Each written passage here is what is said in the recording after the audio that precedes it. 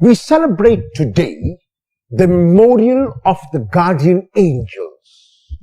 In the Christian tradition, each human being has a guardian angel directing that person to always choose the right path, even though it might not always be the easy path. The English word angel comes from the Greek word angelos, which means messenger. And this messenger is both a guardian and a protector, and also is a messenger from God. So these guardian angels are the ones who direct our course of life. Some might call it the conscience. Some might call it my own mind.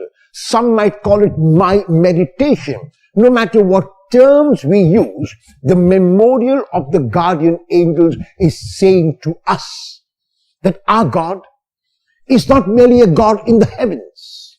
Our God is not merely a God up in the sky. Our God is a God who is Emmanuel and God with us. Our God wants to live our lives. Our God wants to show us the way. Our God wants to direct our paths. In the gospel text of today, which is chosen for this memorial, the disciples of Jesus come to him and ask him, who is the greatest in the kingdom? And Jesus doesn't give them an answer, but brings before them a child and makes that child an example of greatness. At the time of Jesus, children were neither to be seen nor heard.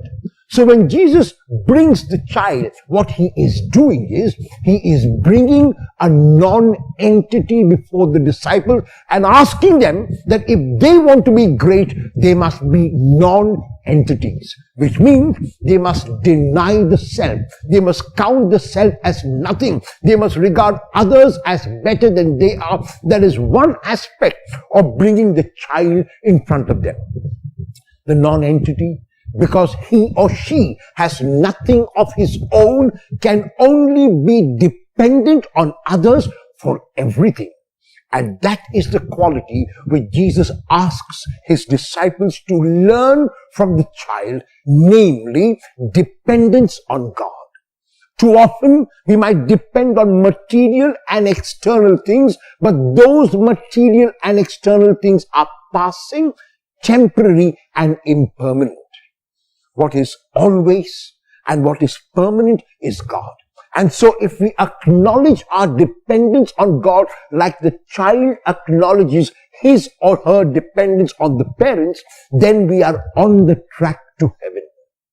The memorial of the guardian angel is telling us that God wants to direct our path if we will let him.